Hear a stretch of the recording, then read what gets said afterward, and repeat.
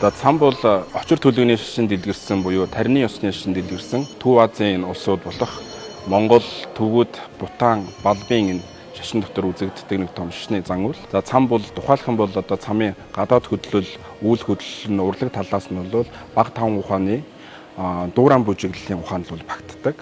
За нөгөө талаас нь цам бол өөрөө ганцхан бүжиглэл дуурай гэхээс илүүтэйгээр дотоод бясалгал явагдаж байдаг.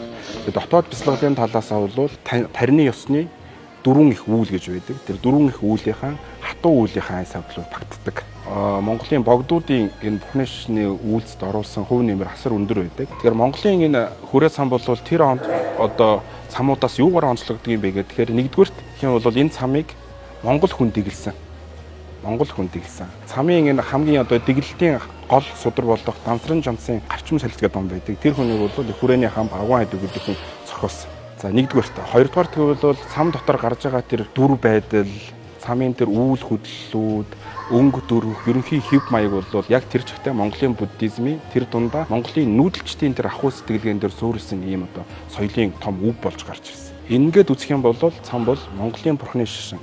Тэр дундаа монголчуудын сүүлийн 300-аас 500 жилийн хугацаанд бий болгож гарч ирсэн соёлын асар том ай сав аймагт багтах соёлын бит болон бит бус үгийг хадгалагдж байгаа юм монголчуудын үнд өв юм аа. Хүн болгон бол зайлшгүй мэдэх ёстой тийм зүйл юм аа. Тийм учраас та бүхнийг хүрээ цам даншиг наадам хүлцэн ирэхийг бодож байна.